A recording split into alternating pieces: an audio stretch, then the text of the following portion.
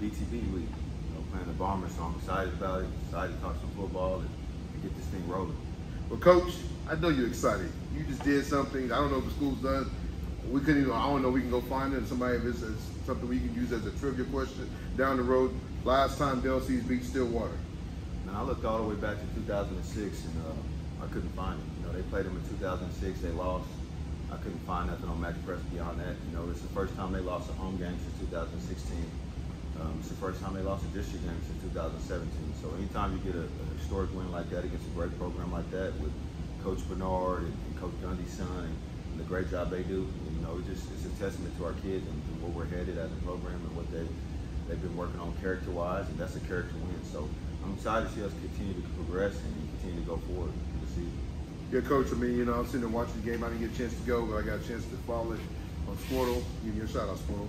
But checking the game out at halftime, you guys go in at 10-0, and you come out the second half and put up 20 more points, end up beating them 30-6. So what was it kind of like? Was it kind of like a boxing match, back and forth, taking shots at each other? Because when you start talking about some of these numbers you guys put up, man, it was amazing. Well, going into the game, we knew what style of football they wanted to play. And we knew that they really wanted to establish the run on offense. And we knew that they would be in attack mode and doing that defense magic where they all stand around. So we knew what kind of game it would be and what kind of atmosphere it would be. Like I always say, and I know it sounds like a cliche thing to say, but we focus on ourselves. Yes, sir. We don't turn the ball over. And we don't have penalties. I feel like we can have success with anybody's mistake. So we knew going into the game that if we could take care of ourselves and focus on ourselves, that we'll be in a good situation. Anytime you rush for 400 yards on that type of defense and what they've done in the last 5 years, that shows what our O-line and our running backs are capable of doing. And then our defense, we held them to less than 100 yards. Our defense plays standing out. Their offensive line is great. Like I said, I know their offensive line coach is a guy that played in the NFL. He played for Oklahoma State. And our defensive line showed up. Our defensive line, I feel like, controlled the line of scrimmage, and I feel like the game is never in doubt. I feel like we controlled the game from the first quarter all the way to the fourth quarter. That's what we want to do. I feel like that was the most complete game we played, even against Carl Albert, because Carl Albert, it was back and forth in the first and second quarter. Yes, sir. But I felt like we were always in control of that game. So I'm very excited. Our kids are they keep growing. I'm excited to see them move forward in the future. Well, Coach, I'll tell you right now, looking at this district play, you coming in at 2-0. Middle City's coming at 2-0. Deer Creek is 1-1. PC North 1-1. Lawton 1-1. Stillwater 1-1, sitting in 6th place. Stillwater team has won district the last few years. It's sitting down at 6th place at 1-1. You got U.S. Grant 0-2 and Northwest Slauson 0-2. Coach, you're sitting in a perfect spot this week going against the Middle City Bombers, my old team. I got love for the Eagles now. Yes, both coming in at 2-0. This is going to set the standard of who's going to win district. And this is a rival game, so the records, you throw them out. Yeah. But, how do you feel about coming in, especially coming off a big win off Stillwater? Well, I think winning against Carl Albert and going into the Bishop McGinnis game gave us some great experience on how to handle this situation. I feel like we didn't come out to play versus Bishop McGinnis because we were getting patted on our back all week. Everybody was telling us how great we are. So we know that we can't fall into that trap again. Midwest City is a great team. Coach Hall does a great job. They play physical, they play fast, they're disciplined, and athletically it's a mirror of ourselves. So I'm excited about it. I think what we can do is what we've been doing all year. We take it 1 week at a time. Our kids, we're not thinking about, we can win district, we can do this and that, we can get a first round bye. We're thinking what we have to do on Tuesday today to beat Midwest City. We take it a day at a time. So they're a great team. I'm looking forward to it, but like I always say, if we don't turn the ball over and we don't have penalties, I like our chances this week. So I'm looking forward to it. These are the type of games that I signed up for. Yes, sir. I've been saying it all year. If you want to be a championship program, if you want to go to the next level, you got to win games like Carl Albert. You got to win games like Bishop McGinnis and Stillwater. And now we have another opportunity against Midwest City to show that we could be consistent on winning these type of games. No, that's real talk, Coach. Real talk right there. Like I said, on the other side, you got Bigsby sitting at 2-0, Sand Springs 2-0, a team that I tell people all about. Sand Springs, I think Sand Springs and Deer Creek are the two surprising teams. If you're looking at the, the district standings, we kind of talked this before we came on there, where you can land up, where you guys can land up and play in first round or second round. And that's what it's all about, is getting the right fit for your team. The biggest thing everybody wants is to have that home field advantage. I know that's something that you're working for. I know, like you said, you're not looking ahead. Yeah. Like I said, the Bombers coming to town, and you got PC North, You still got Lawton on the map, and you still got Deer Creek. And I think Deer Creek, and I know me and you've talked about, I think Deer Creek's one of those teams that's going to sneak up on people. But I think, you know, what the Del City Eagles are doing right now, beating Carl Albert, beating, you know, Bishop McGinnis, and just knocking off Stillwater. I mean, and you've been a first-year head coach, man. You've done some things that people that's been here for a while haven't accomplished. So I know you got to be feeling good about yourself, Coach. And I'm very excited for you for what you do in your young coaching, you know, as a head coach. Thank you. And I think that goes back to me being a defensive coordinator for 4 years and being a strength and conditioning coach. So it was a unique situation. I didn't have to come in and learn all the kids and learn their personalities. I already knew them. I've been knowing these kids since they were 8th graders and 7th graders. And I didn't have to learn the staff. You know, I made some new hires, but they were people who I felt I was comfortable with. Yes, sir. People who fit what we're trying to do now at Del City. So it wasn't like I had to come in and remake everything and do things different. I just felt like we need to focus on character. I felt like last year, a lot of our losses, a lot of the things we were struggling with was character. And I felt like it was the relationships we had with the coaches and players. So I really came in and worked on those relationships. I did it with love. I did it with character. For example, we just found out yesterday, for the first time since I've been here, we don't have one varsity player on the ineligible list. So every varsity player is passing. So those are the type of things that I knew would transfer to the field. Once our kids figured out who they were, that they're very intelligent, young, black, African man. Also, we have some Hispanic kids on the program, and white. So all our kids, once they realized what type of person they could be, and they didn't have to listen to those stereotypes that are said in Oklahoma about Del City, now they're starting to figure it out. And I think it transferred to the field last week and all year. So I'm very excited to see them continue to progress and continue to grow as a man. I think this is only the start for Del City, honestly. So I'm excited to see it continue to grow. It's funny you said that, Coach. You know, talking to you Friday morning after the big win, you know, when you're sitting there chopping up, you didn't have to let me go because you get a text message or phone call from a guy, a big name here in Oklahoma, talking about your program, how well they're coached, how well disciplined they are. And, Coach, I watch a lot of teams, man. I watch a lot of high school football.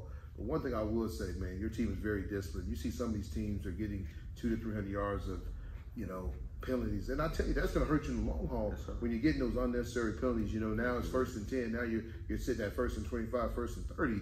Or, you know, 2nd and 1. Now you got, you know, 2nd and, you know, 20 because, hey, we did personal foul or something like that. So, Coach, I think you've done a great job with the Eagles so far this year, not getting those unnecessary penalties. But I tell you, you know, going into your offense, though, you got to. I tell this guy, man, right now, if you know, everybody was talking about Spencer Rattler, right, winning the Heisman. Yes, sir. If this is high school football, Virgil Gates being that talk right now. The numbers he's putting up, you know, he was 4 for 6 for 67 yards. Not a lot of yards throwing, but I tell you, what he did take care of business, that he had 22 carries for 217 yards.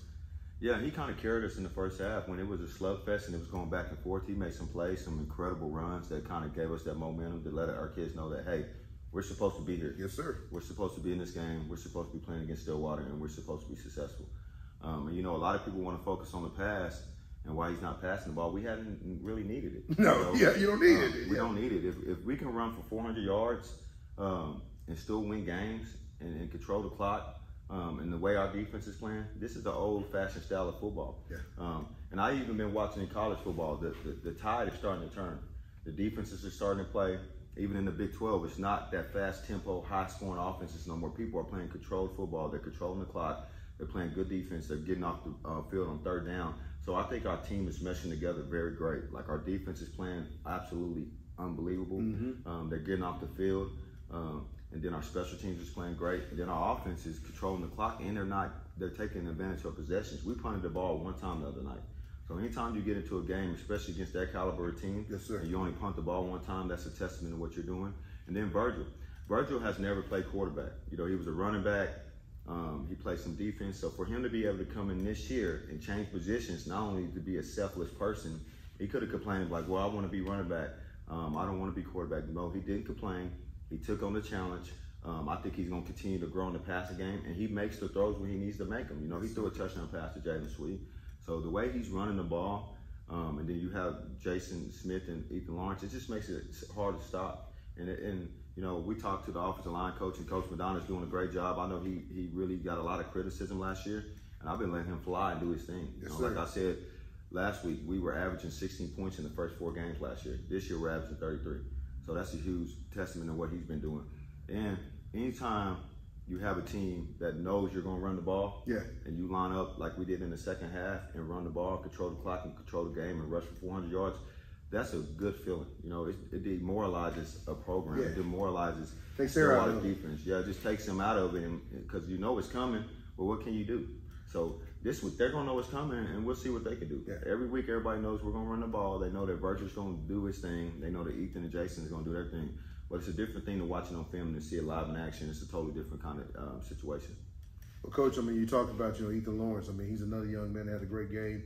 Just like you said, last year this guy was playing receiver, and he comes and starts playing, tailback. It just tells you what kind of athlete he is. He had 20 carries, 185 yards. Yes, sir. Two guys right there. Altogether, then you had Jason Smith. He had 6 carries for 16 yards, which I know he takes care of his business on the defensive side of the ball. But for, all three of those guys, 49 carries, 412 yards. That's amazing. In a 6A program, this ain't a small program. This ain't like this 2A, 3A. Yes, sir. But this is a big program, and you line up to a team like Stillwater that's known for their zombie defense. Yes. You call the Magic, I call the zombie. They're all running around. Yes, I'm telling you right now, it seemed like the other night, and I'm not hating on you, Stillwater, but I'm keeping it 100. I felt like there was nobody out there to touch you guys. If you was playing two-hand touch, they would have touched you. 412 yards, Coach. Yes. I know you got on that bus, man, because I'm excited for you, man. Both my boys lost Stillwater twice. Yeah. Bad score. You guys have done that no one has done before. Go to Stillwater, beat them in Stillwater, and make that drive home, man. I'm pumped for you, Coach. Absolutely. Kel Gundy texted me. He coaches at OU. I believe he's either receiver or running back coach. Yeah. He texted me, and this is one of the biggest compliments I had all year. He said, "Hey, my dad was at the game. He said that you guys played disciplined football. You guys were coached up." And he said the most important thing, he said, you guys don't deal with the BS. You don't talk back to players. You don't get into arguments. And one of our mottos this year is one family, one mission. We're one family here, and we're on a mission. Yes, sir. We're on a mission to show people that you can have character in inner city type environments, that you can come up out of that you can be successful, not only on the football field, but in the classrooms. To be able to have no varsity players on an eligible list, that is huge. Like I told Ms. Hill, that to me, that was just as big as the Stillwater win. No, that's a big win. So our kids are figuring it out as man. And I knew when they figured out the character part, it was going to transfer. And to be able to go into that type of atmosphere and win with the whole state looking at you, it shows that our kids are ready to take that next step. Well, we got to continue to stay humble, and we got to continue to do the little things every day. Like we did some stuff with our conditioning, like what we conditioned before practice. And our kids, they get pretty PO'd at me, because it's a tough conditioning, and they got to go out and still have a 2.5-hour practice. So that has shown them that, we're going to condition, but they saw how it transferred to the game. In the second half, we were not tired. We were ready to go. We could have played 2 more quarters. So I'm just excited to see what these kids are doing. And I also want to give credit to my offensive coordinator and defensive coordinator. They came up with a great scheme, both sides of the ball. To be able to go against that type of program and the success they had, they don't play in the last 3 years. They played in 2 state championships and can easily be a state champion. Yes, sir. Coach Madonna did a great job scheming them up. He did a great job keeping the kids composed when they did get some plays. Because Stillwater's going to have some tackle for losses. And I knew that, but I knew that you can get to that second level too, and there's nobody there because they're all standing up. And then Coach Williams, what he did against that offense, and he got them out of what they want to do. They want to be in 20 personnel where you got 2 running backs and 3 receivers. And then in the second half, they were getting in trips and doubles. So he kind of got them out what they want to do. Yeah. So our coordinators are great men. They're great family men. They're great husbands. And they could be head coaches if they wanted to, but they chose to be here. They chose to be part of this program, and I'm excited to see them continue to work and continue to go against these great staffs and see what we can do. Yeah. Well, every great coach is always, I always tell people, any good team, your assistant coaches makes the head coach look good. The days when Stoops and them was doing their thing at OU, I tell you, I feel that. But let's get on the defensive side of the ball. We talked about Jay Smith on the offense side, but on the defensive side of the ball, man, he had 6 tackles, 1 sack, and 2 tackles for a loss. Yes, sir. I just tell you, this kid right now, you kind of spoke on it a couple weeks ago on the show, that this kid's kind of a sleeper. And I think the more and more he does these next few weeks, going against these big time teams, he's going to get to shine and people's going to be out watching the games. Because I'll tell you right now, this week, man, I'm telling you, I wish I had a TV in my game room for every game that's on this week. You got the Del City, Mississippi. You got Bigsby Choctaw. You got Bishop McGinnis, Carl Ivory. There's some great games on, So, but I tell you, it's good to see what you guys are doing on defense. A. Carter had 3 tackles, 2 sacks. B. Stoker, 8 tackles, 5 assists. Yes, Hampton had 5 tackles. Jay Sweet had 2 tackles and 1 interception.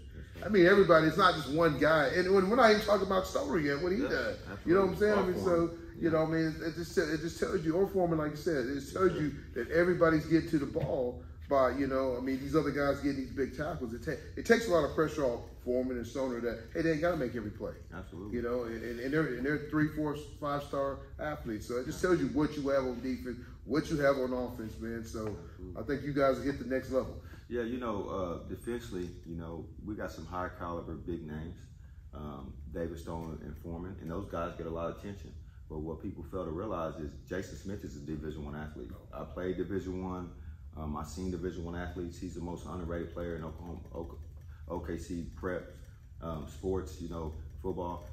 They told me that, and I know he is. He's 6'3", he's 240 pounds, he can run, he will light you up. He always has a hit that sets the tone for the night. And then Darius Hampton, you know, he is making plays. You know, he made a couple plays versus Stillwater.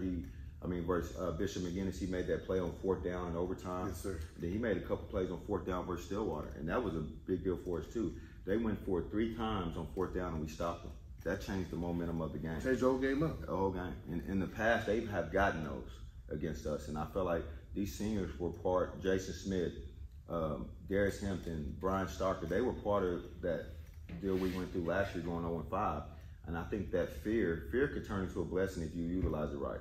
And I think that fear of them losing again their senior year has really turned them into a different type of leader in the style of play that they're using. So our defense played lights out. You know, when we're going to talk about players of the week, I got to give it to the whole defense, you know, for what they did, you know, to be able to hold them underneath the 100 yards rushing. Gundy was 14 for 28. I believe he didn't have any touchdown passes. And they do some stuff on punt, you know, where they try to fake it on you. In the past, the last 3 times we played them, each game, they had a play on 4th down on punt that decided the game. The first year we played them, it was 4th and 12, they got it. The next year it was 4th and 19. And then last year it was 4th and 25, and they got it. So our team was able to get lined up. Our defense got lined up to their punt. On 4th down, they got off the field 3 different times. The whole first quarter, they were getting off the field. Stillwater didn't get a first down the first couple of drives. So our defense as a whole really meshed together well, and they played great. You know, the back end played, the secondary played great, the linebackers played great, the line played great. And the scary thing is it's a lot of room for improvement. It's a lot of room for improvement. I think we're just going to continue to get better, and I'm excited to see what they can do. Coach, you got Middle City coming in this week. You know, if you guys at Middle City, you know, what did you do? You know, Coach Hall? It's here. Exactly. It's here at Del City. Sorry about that. Middle City at Del City. Coach Hall, big time, you know, coach at Booker T. Coach of Star Spencer's got a couple state championships under his, you know, his belt. You know, I know you guys known each other. You know, you've been a D coordinator, probably going to some of the same camps. They come in with a great quarterback, Irvin. You know, the kid can run and throw. So, I mean, you're probably one of the best quarterbacks you're probably going to see this year so far. Yes, so, you know, what's y'all game plan for this week, you know, going against the Mighty Bombers? Well, you know, starting off with Coach Hall, as an African-American man, I looked up to him, and I've always looked up to him. The job he's done in his coaching career, to be able to go win a state championship at Star Spencer in the Oklahoma City School District with all the challenges that they have, and then to be able to go to Booker T and win a state championship. And I believe they might have beat Carl Albert. I'm not for sure on that, but to be able to win a state championship at 2 different programs, and then to be able to go to Middle City and establish yourself, and then, you know, a lot of people hate him, a lot of people underestimate him, but the job he's doing is amazing. Yes. You know, he's been a mentor to me. I really look up to him. I try to model myself after him. I want my career to be similar to his. And I've had an opportunity to coach against him. This will be my 5th year. Man, they do a great job there. No matter what he loses, he always works it out and makes his team very, very productive, very, very competitive. This week, we're going to have to be smart. We're not going to have to turn the ball. We can't turn the ball over offensively. We can't have penalties. And then defensively, we're going to have to play assignment, discipline football. You know, they're running the option, and the option is meant for teams that struggle with undiscipline. So we got to be disciplined. We got to know our keys. We got to know who's the pitch man, who's the dive player, who's the quarterback player, and we got to contain that quarterback. You know, he's quick, he's fast, he can throw the ball. He's a little on the side, so we want to really beat him up and take advantage of that. And that's our model. You know, we want to play disciplined, tough football. Anybody that plays against us, you know, I want them to feel us after the game. I want them to know that, hey, we played against the Eagles. So in order to come out with this win this week, it's like I always say, focus on ourselves. Let's be disciplined. Let's have good character in the classroom, good character at home. Treat people like you want to be treated, and practice with a relentless effort, you know, because the game is won Monday through Wednesday. Thursday is just a walkthrough. So Monday through Wednesday, that's when the game's won. So practice with a relentless effort. Be selfless. Don't care who gets the notoriety, and just continue to mesh together as a family and see what we continue to do this week. That's good stuff. Good stuff. Like I said, it's a time. Like I said, you know, the next 4 to 5 weeks, like I said, it's gonna be kind of loaded, pumped down. You know, you got Mill City, PC North, Lawton, Deer Creek. I think you and Deer Creek is gonna play for that district championship. We kind of talked about that, folks. I just try to keep it 100, and that's what I do. But I tell you though, I think Coach, you've done a great job with what you've done with the guys so far, man. Just the numbers you're putting up, shutting down Stillwater, man. It's just amazing. A lot of people couldn't do that. I think the last team that might have beat them was the Yellow Jackets, but I mean, what you did the other day was pretty amazing. And, you know, and having Gundy at a quarterback, you know, I mean, that doesn't matter. A good program is always going to stay good. Even though if you lose some kids, you're going to gain some kids. Yes, people want to go to a good program. So, granted, he might not have the Walker kid, but he still had Gundy back there. He still got good receivers, still got a good running back. But what you done on your defense, and I will say, DLC probably the best defense in the state of Oklahoma in 6A, maybe big and small. I just said you guys are doing some big things, and you said it last week. If we score 28 points, we're going to win. Yes. And guess what? Every week you score what? 28 or more. Yeah. That's it. So anytime we can score 28, I feel comfortable. Any team that can score over 28 points on us, they earned it. You know, even with the Booker T, we gave them 14, a scoop and score, and a turnover side 10. So nobody has scored over 28 points on us. If you can do that, you earn the win. You know. And I also want to get to the players of the week. Yes, sir. Starting off with offense, this was tough. You know, Virgil's playing great. He's playing lights out. Like you said, he had 220 yards rushing, 67 yards in the air with a touchdown pass, and two touchdowns rushing. But I want to make it a co-player of the week. You know, with what Virgil did, obviously he's continuing to show that, like you said, if it was a Heisman in high school, he would be a front runner. Yes, sir. So I want to make him player of the week, but I also want to do Ethan Lawrence. What Ethan Lawrence is doing, he had one of those runs. It was so spectacular. It really gave us that energy to continue to keep going in the right direction. He had 16 carries for 185 yards. So Virgil Yates and Ethan Lawrence for our player of the week on offense. And then defensively, I want to give it up to the whole defense.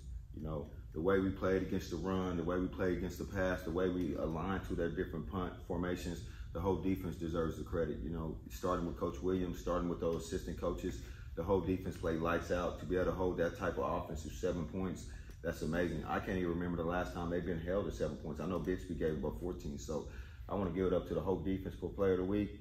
Then special teams, I also want to give it up to Braylon Adama. You know, he had some great returns. He had one great return on a kickoff return that got called back because of the kickoff team, which I didn't understand that. But and he also fielded the ball well on punt return. He had some great returns, and he's only a sophomore. I'm excited to see him continue to grow, to continue to see what he could do.